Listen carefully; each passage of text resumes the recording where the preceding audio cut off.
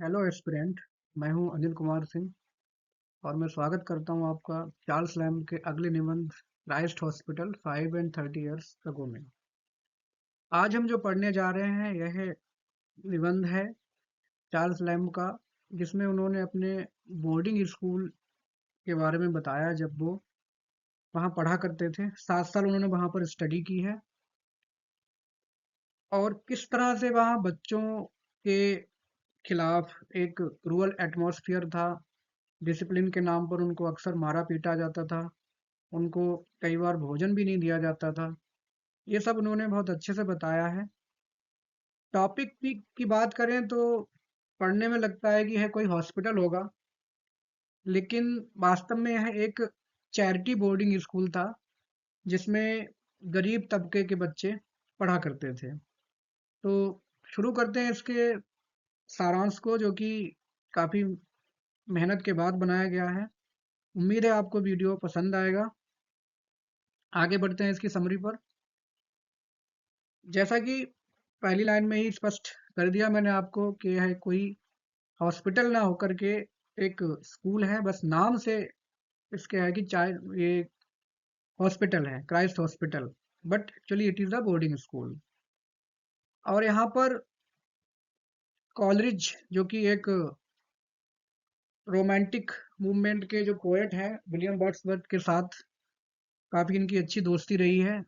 वो भी इनके साथ पढ़ते थे। यह जो निबंध लिखा गया है ये कॉलरिज के पॉइंट ऑफ व्यू से लिखा गया है। दोनों ने वहां पर 7 साल पढ़ाई की।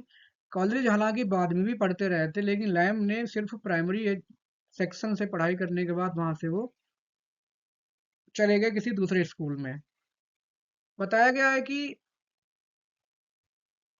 जो डिसिप्लिन था स्कूल में, वो डिसिप्लिन बहुत ही ज़्यादा क्रूअल था और बहुत ज़्यादा बच्चों को मिसट्रीट किया जाता था, जिसकी वजह से बच्चों की कंडीशन जो थी वो बहुत ही ज़्यादा दयनीय थी। ऐसा क्यों होता था? क्योंकि जो बच्चे पढ़ने वाले होते थे, most of the students were orphans और from poor section of the society. या तो अनाथ हुआ करते थे या फिर किसी गरीब सेक्शन से हुआ करते थे, जिनके माँ बाप बहुत ज़्यादा जागरूक पढ़े लिखे नहीं होते थे, जो आकर के नहीं पूछ पाते थे उन टीचर्स से कि आखिर क्यों भाई हमारे बच्चों के साथ ऐसा मिसबिहेव किया जा रहा है, जैसा कि आजकल जाकर के माँ बाप पूछते हैं regularly. He describes that Lamb had little bit advantageous situation in comparison to other students. Charles lamb चूंकि उनका स्कूल लंदन में ही था, घर भी वहीं था, तो इस वजह से वो उनको जो खाना मिलता था वो उनका होममेड खाना हुआ करता था। बाकी बच्चे मजबूरी में वहीं जो उनको मिलता था बॉइल्ड बीफ, पॉरिज, दलिया और पीस का सूप जो उनको मिला करता था उससे ही काम चलाते थे। चार्ल्स लैम्ब जो थे, उनके पास होममेड खाना आ जाया करता था अलग अलग मेन्यू के हिसाब से, जिसको बाकी बच्चे देख करके ललचाते भी थे। लेकिन चार्ल्स लैम्ब चूंकि अकेले खाने वाले और बहुत सारे बच्चों के साथ शेयर नहीं किया जा सकता था, तो कई बार ये एम्बैरसिंग भी लगता था चार्ल्स लैम्ब को उस भोजन को एक्सेप्ट करना जो कि उनकी आंटी या उनके घर से कोई नौकरानी लेकर आया करती थी। तो उसको सारे बच्चों की भीड़ के सामने जैसे असेंबली चल रही हो, जस्ट इमेजिन, और कोई एक बच्चे को आकर के कोई अलग से कुछ दे, तो कई बार बच्चे, क्योंकि वो साइकोलॉजी ऐसी होती है, थोड़ा उनको एम्बैरसिंग भी लगा करता था। डेली रूटीन खान पान के बारे में डिस्क्राइब करने के बाद वो उनकी उन हैबिट्स के बारे में बताते हैं स्टूडेंट्स की। जब छुट्टी वाले दिन वो आराम से स्कूल से निकल जाया करते थे। बोर्डिंग स्कूल था लेकिन टीचर्स कोई भी जिम्मेदारी नहीं समझते थे और बच्चे आराम से निकल जाते थे और खूब गलियों में आवारा लोगों की तरह घूमा करते थे।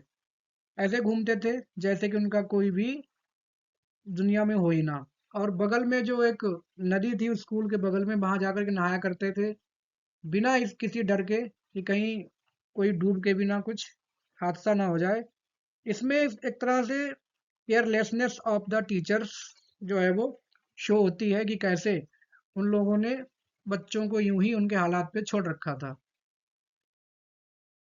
आगे वो बताते हैं कि गलियों में घूमने के बाद जब सारे स्टूडेंट्स रात को हारे थके आया करते थे और एकदम भूख से तिलमिलाए हुए, तब उनको फिर से वही खाना मिलता था जिस खाने से उन्हें सबसे ज़्यादा नफरत थी।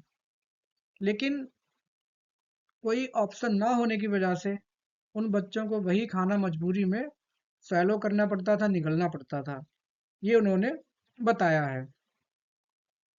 स्पीकर अपने ये भी बताते हैं कि he felt alone among 600 students. 600 students थे कहने के लिए, लेकिन वो अपने आप को अकेला महसूस करते थे, क्योंकि ना तो उनका नेचर अच्छा था और स्टूडेंट्स का, और ना इनका नेचर भी डिफरेंट था एक्चुअली, कि जल्दी मिल नहीं पाते थे बाकी लोगों से। The school discipline system was very cruel. पहले और दूसरे जो दो ऑफेंस हुआ करते थे वो माफ कर दिए जाते थे, लेकिन जैसे ही कोई बच्चा तीसरी बार गलती करता था तो उसे पब्लिकली फ्लॉगिंग, मतलब कोड़ों से मारा जाता था। जैसे कह सकते हैं कि प्राइमिटिव टाइप ऑफ स्कूल रहा होगा। उसे पब्लिकली कोड़ों से मारते हुए और पीटते हुए स्कूल से बाहर निकाल देते थे कि चल भाई, तेरा पत्ता यहाँ से कटता है। इसके अलावा, apart from teachers, the senior boys also tortured the junior boys in various ways. Juniors को सीनियर्स भी अच्छी तरह से टॉर्चर किया करते थे, उनकी रैगिंग किया करते थे। दे denied the students fire in winter and even drinking water in summers. सर्दियों में हाथ सेकने के लिए, या यूं कहो कि आग के पास बैठने के लिए उनसे उन्हें भगा दिया जाता था, और कई बार उनको गर्मियों में पीने का पानी भी नहीं दिया जाता था। They beat students in the mid of night for no fault. एक एक्सपीरियंस कॉलरिज ने खुद का भी बताया है कि एक बार रात के करीब 11-12 बजे उनको उठाया गया, क्योंकि और बच्चे बात कर रहे थे उस रूम में, डॉर्मेट्री में, और बच्चे बात कर रहे थे, इस वजह से उनको उठा करके साथ में कॉलरिज भी उठाया गया और सभी को, 6 स्टूडेंट्स को पीटा गया। तो कुल मिला के बहुत ही ज़्यादा क्रूअल सिस्टम था, और किसी की क्रुअलिटी पर कोई किसी भी प्रकार का कंट्रोल नहीं था, कोई मॉनिटरिंग नहीं थी ऑफिसर्स की। Lamb used to escape cruelty because the chairman of school was familiar with his parents. जहाँ लैम्ब के पेरेंट्स रहते थे, वहीं पर स्कूल का चेयरमैन भी रहता था, तो परिचित होने की वजह से लैम्ब जो थे वो बच जाते थे। कुल मिला के यहाँ पर ये पार्शियलिटी की बात बताई गई है कि किस तरह से जान पहचान के बच्चों से अलग बिहेवियर होता था और बाकियों से अलग बिहेवियर होता था।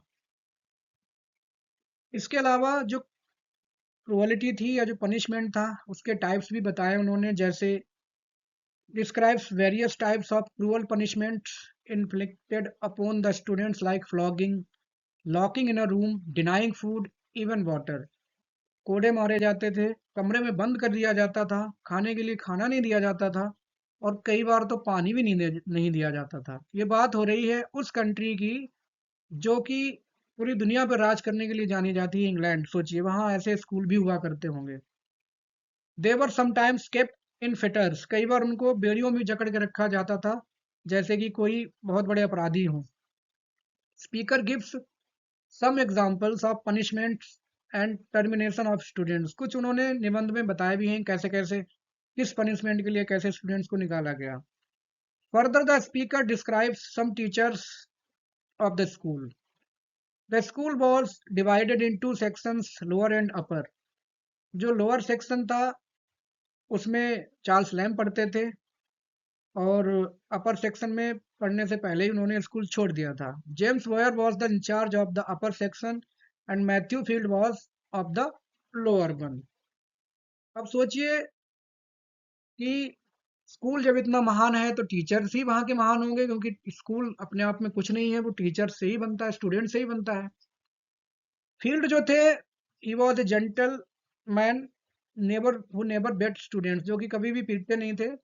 ही समटाइम्स जेंटली रिब्यूक्ड स्टूडेंट्स। कभी कभी जब उन्हें ज्यादा गुस्सा आता था वो थोड़ा सा डांट दिया करते थे। क्यों? क्योंकि वह खुद लापरवाह टीचर थे, उन्हें फर्क नहीं पड़ता था स्टूडेंट कुछ सीखे, अपना भविष्य बनाए ना बनाए, कोई फर्क नहीं पड़ता था। वह अपने हाथ में एक बेत पकड़ के चलते थे, जैसे कि कोई डांसर पोल डांस करता हो, इस टाइप से। उसे कभी भी पीटने में इस्तेमाल नहीं करते थे। He used to take long leaves without being disturb. और अक्सर स्कूल से गायब रहते थे, छुट्टियां खूब लेते थे, पार्टी करते थे डांस करते थे अपनी मतलब दोस्तों के बीच जाके, और स्टूडेंट्स की लाइफ से उन्हें कोई मतलब नहीं था। उनकी क्लास की टीचिंग के दौरान students use to read adventure stories. He was busy in his own life, और वो अपनी जिंदगी में ही खुश थे, और वो नहीं चाहते थे उनकी पीसफुल लाइफ में कोई किसी प्रकार का डिस्टरबेंस हो बच्चों की वजह से। तो इसका नतीजा ये होता था कि students were not able to read even a sentence of Latin. Latin language भी वहाँ पढ़ाते थे, जो कि पूरे साल पढ़ाने के बाद भी अंत में बच्चे पढ़ नहीं पाते थे इवन वन सेंटेंस। इसके अपोजिट जो कि बॉयर थे, he was like a beast. उनको लैम्ब ने जानवर बताया है। क्यों? क्योंकि he was the most cruel teacher in terms of disciplinary regime. वह क्लास में आया करते थे और कभी भी किसी भी स्टूडेंट को उठाकर बोलते थे, ए चल आज तेरा काम खत्म, या मेरा मन कर रहा है तुझे पीटने का, बिना किसी बात के, बिना किसी गलती के। वह अपना बेत स्टूडेंट्स को दिखाया करते थे, और बेत हाथ में पकड़ के कहते थे, चल भाई कोई भी स्टूडेंट के यहाँ चलो, खड़े हो जाओ, पढ़ो। और हर पैराग्राफ पे खत्म होने पर वो स्टूडेंट के हिप्स पर डंडे मारा करते थे। ऐसी थी उनकी मतलब लाइफ स्टाइल यू कह सकते हैं, या पढ़ाने का तरीका, जो कि इतना ज़्यादा क्रूअल था, इतना ज़्यादा क्रूअल और वास्तव में बीस्टली ही कह सकते हैं हम। Speaker praises his teaching qualities. बाद में इन्होंने उनकी टीचिंग क्वालिटीज भी प्रेज की हैं, क्योंकि टिक टीचर होने के बावजूद पढ़ाते अच्छा थे। About Boyer has been described in the essay when Coleridge heard about Boyer's death। हाँ, एक मजाकिया जो किस्सा है वो भी उन्होंने शेयर किया है, निबंध में लिखा है कि जब बॉयर की मौत हुई और कॉलेरिज को पता चला कि बॉयर जो है वो मर गए, तो कॉलेरिज ने कहा, ये बात बाद में कही होगी क्योंकि बचपन की तो बात नहीं है, कि thank God the angels who carried him to heaven had not buttocks, otherwise Boyer would have flogged them also. कि जो देवदूत उनको आ, आसमान में ले गए हैं, उनके बटक्स नहीं है, क्योंकि वो हवा ही है। अगर वो बटक्स उनके होते और वो इनविजिबल ना होते, तो बॉयर उनको भी उनके हिप्स पर डंडे दे मारता। ऐसा था, मतलब एक मजाकिया, लेकिन इस मजाक में भी कड़वी सच्चाई छिपी हुई है कि बच्चों को किस तरह से ट्रीट किया करते थे। At the end speaker says that in spite of such cruel regime the school produced many scholars. कई उन्होंने एग्जाम्पल भी दिए हैं कि स्कूल में भले ही डिसिप्लिन ऐसा था, मार पिटाई रैगिंग सब कुछ था, लेकिन फिर भी बहुत सारे स्कॉलर्स वहां से पढ़ के निकले। कुछ लोग ऐसे भी थे जो वहीं पढ़े, बाद में वहीं टीचर बन के उन्होंने जॉब की। बहुत सारी फ्रेंडशिप्स भी हुई लोगों की। और आगे वो कहते हैं कि हर आदमी अपने बचपन को याद करता है, चाहे वो बचपन कैसा भी रहा हो। अच्छा होगा तब भी इंसान याद करेगा, और बुरा रहा है तब भी इंसान याद करेगा। कुल मिला के सभी याद करते हैं। आगे वो कहते हैं कि बहुत सारे जो उनके क्लासमेट्स थे, सबका नाम लेना यहाँ पर जरूरी नहीं है, क्योंकि कुछ तो उनमें मर चुके हैं, और कुछ ऐसे थे जो जिंदगी में कुछ जो है एक्सेलेंट या रिमार्केबल अचीव नहीं कर पाए।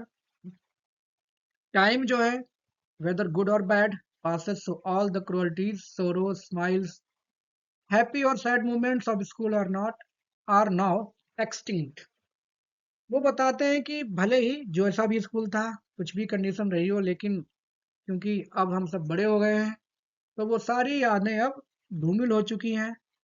और ये निबंध उन्होंने एक तरह से उस, ऐसा नहीं है कि उन्होंने क्रूअल सिस्टम पे उंगली उठाने के लिए लिखा हो, क्योंकि चार्ल्स लैम्ब ने जितने भी एसेस लिखे हैं, वो उन्होंने जैसे डिडक्टिक वे में नहीं लिखे हैं कि वो सिस्टम को सुधारना चाहते हो या कुछ भी। उन्होंने सिर्फ अपने संस्मरण टाइप, या यूं कहिए कि अपना एक्सप्रेशंस दिए हैं। समझने वाले के ऊपर डिपेंड करता है कि वो उसकी थीम को किस सेंस में समझता है। तो ये थी समरी क्राइस्ट हॉस्पिटल की। उम्मीद है आपको पसंद आई होगी। अगर आपको पसंद आता है तो प्लीज़ लाइक एंड सब्सक्राइब, और बने रहिए। नेक्स्ट वीडियो में मिलते हैं उनके नेक्स्ट निबंध के साथ। Thanks for watching.